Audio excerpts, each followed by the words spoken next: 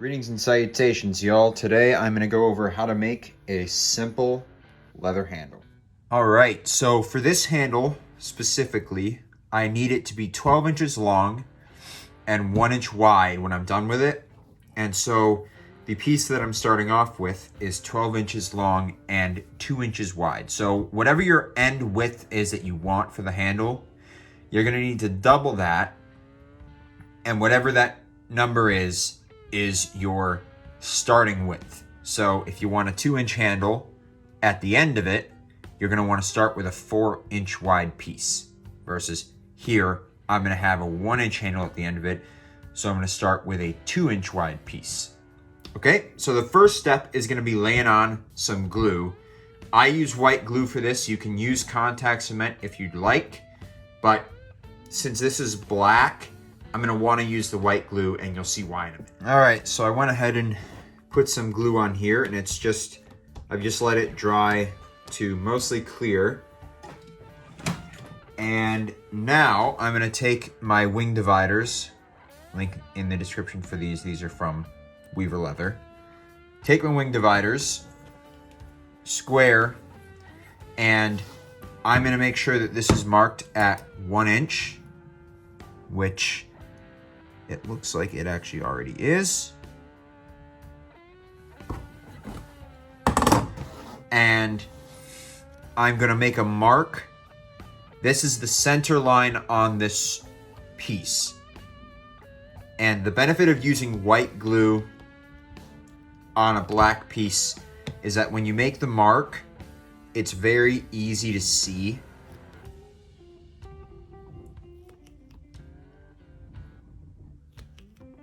Okay, so I'm just making this center line here. All right, so I can very easily see that now. Now, what I'm gonna end up doing is I'm gonna end up folding. You see, let me just make sure the camera. Okay, so you see the center line. I'm gonna fold that just like that. And I'm gonna start doing that all the way down on both sides.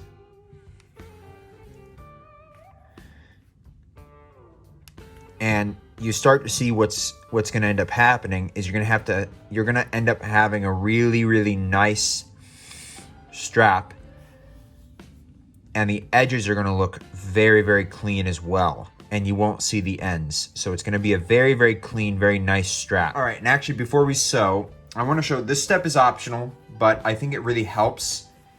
If you have a weighted roller, as I've said many times in this video and past videos, link is in the description for this.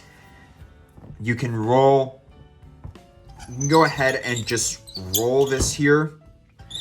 It will help flatten everything out. And I'm gonna show you another way to do this if you don't have this tool. So you can do it like that, and that just kind of creases everything and makes everything flat. If you don't have that tool, what you can do is you can take the edge of your table and you can just start running it along like this.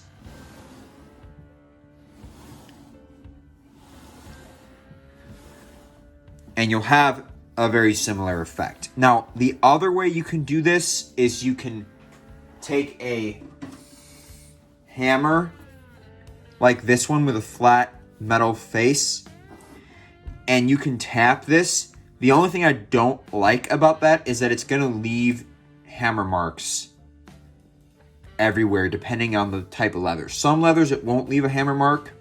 If you're working with like a tougher, firmer leather, let's say something like a vegetable tan leather, but for this picks up marks very easily, which is great for making bags and whatever because it picks up a lot of character.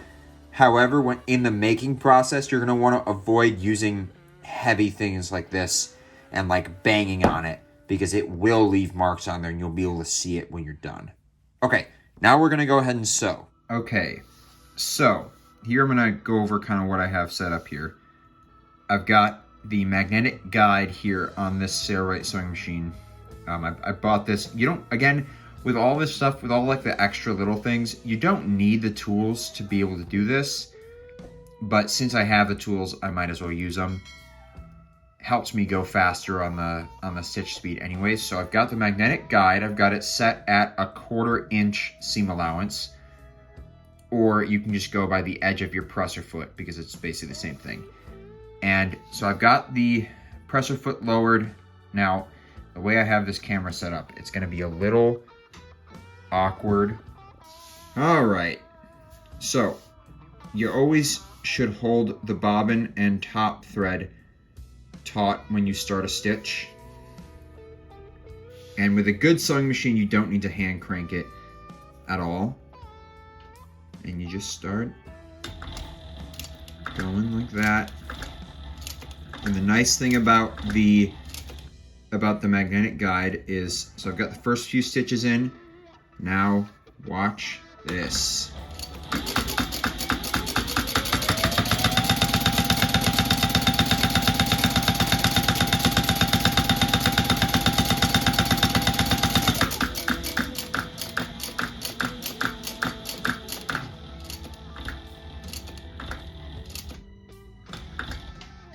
Okay, so I'm at the edge here, and I'm gonna lift this, and let me just take it in here real quick.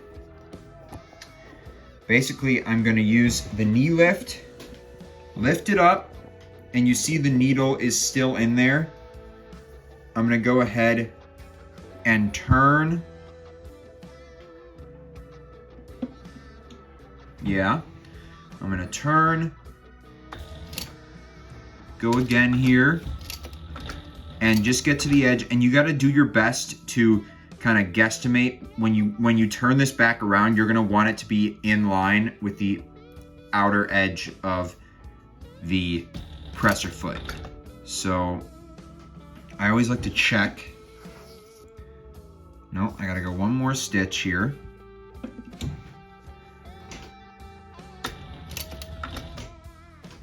Okay. Now you come around here. Now I'm gonna put the magnetic guide back. Now I should just be able to hold the camera now.